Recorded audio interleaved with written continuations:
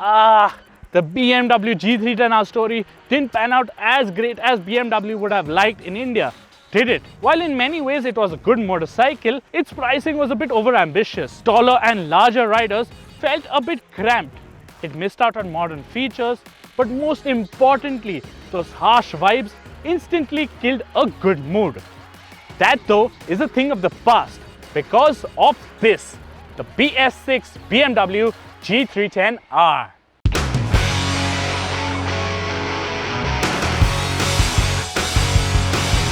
Now let's tackle the biggest problem with the old bike first, vibrations.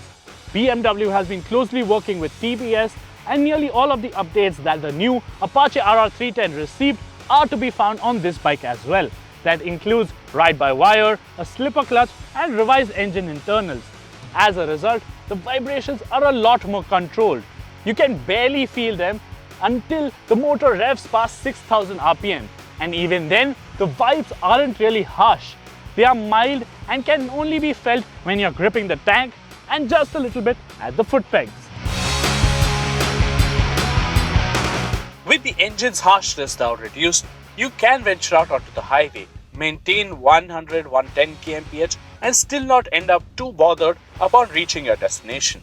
The only downside of riding at this quick pace is that you would consume more fuel than usual. By slowing down just slightly, you can extract almost 40 kmpl, allowing you to go for nearly 440 kilometers on a single tank full of gas. There is no change to the tune of the 313cc motor. It still dishes out 34 PS and 28 Newton meters, which, while not being the highest in the sub 400cc segment, are still decent output figures. The curb weight of the bike hasn't gone up either. The bike does feel as lively as ever, even though the V-Box acceleration figures reveal slightly slower times. Yes, the engine is really lively, but what is more crucial is that the torque is now evenly spread across the rev range, allowing you to ride the bike in higher gears around town. It doesn't throw a fit any longer when trundling along at 40-45 kmph in 6th gear. Earlier, the G310R had a nasty tendency to stall if the revs ever dropped below 2000 RPM. This problem has been completely done away with thanks to what BMW calls automatic idle speed increase feature. The name itself describes the system quite well and is just like the GTT Plus feature found on the RR310 BS6. The system is quite active in all 6 gears, allowing you to crawl up to 35 kmph with no throttle input.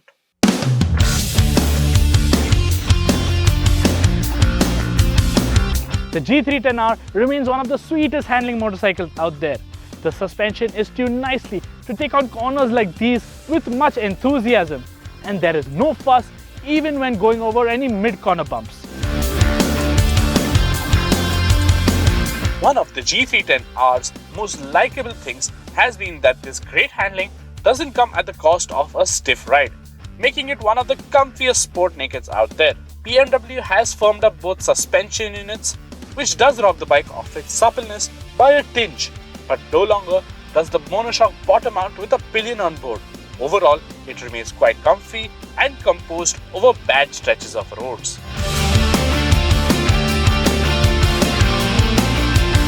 The sense of comfort is amplified with the upright riding ergos. Now, not much has changed here. You still have to lean a bit forwards to get to the wide bars. The seat height is fairly low and the foot pegs aren't too rear set. One major improvement here is the actual shape of the new seat. The old one had quite an aggressive scoop, which used to lock you in a fixed spot. Larger riders didn't find enough space to move around in the saddle. This new one though is kind of like a split seat setup. The seat cover doing a fine job of hiding this step section. As a result, someone who is as generously proportioned as me isn't sitting huddled up to the tank any longer. BMW has also provided span adjustable clutch and brake levers, a much appreciated feature for riders with small hands. There are minor styling updates to the G310R. The BMW small capacity naked still looks quite large and wholesome. Arriving in the company's signature color schemes, this polar white option does offer quite a clean look to the bike. The blue isn't overpowering.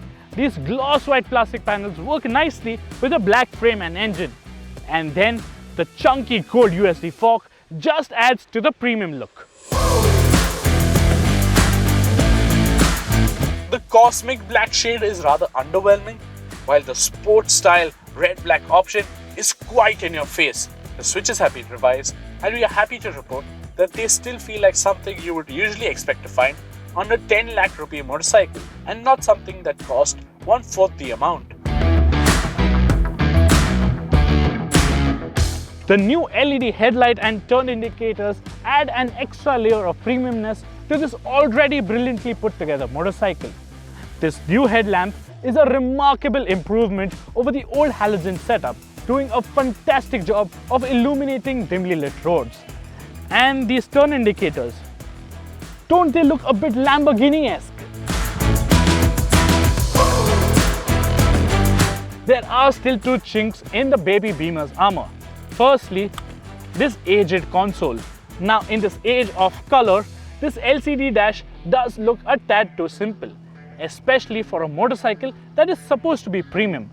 And along with this old school dash, there is no Bluetooth module either.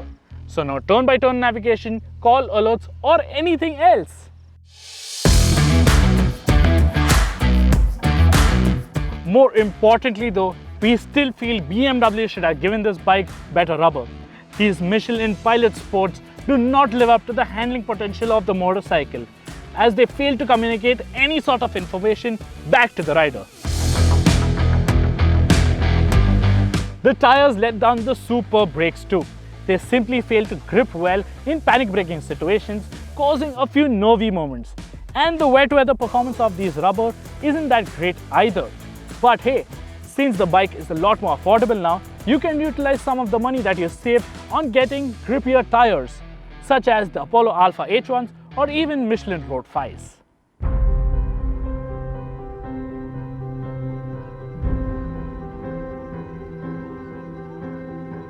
And speaking of saving money, by slashing rupees 55,000 of the ex-showroom price for the BS6 G310R, BMW has made its baby roadster quite affordable and accessible for a lot of aspiring enthusiasts. While it might not have the same outright oomph of the KTM 390 Duke, the G310R is a lot more versatile than the Austrian Naked. And in many ways, it feels more premium too.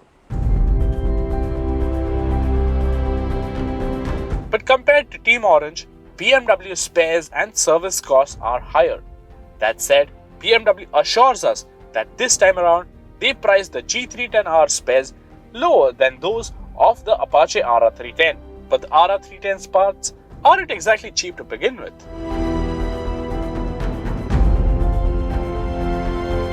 With the drop in both buying and running costs, along with the improvements in engine refinement, the BMW G310R is finally the bike it should have been 2 years back. It definitely has what it takes to attract riders who seek a matured yet spirited riding experience.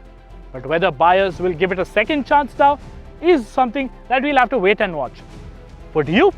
Let us know in the comments, hit that like button, subscribe to ZigWheels and click that little bell notification to help us bring you more of such exciting motoring content your way.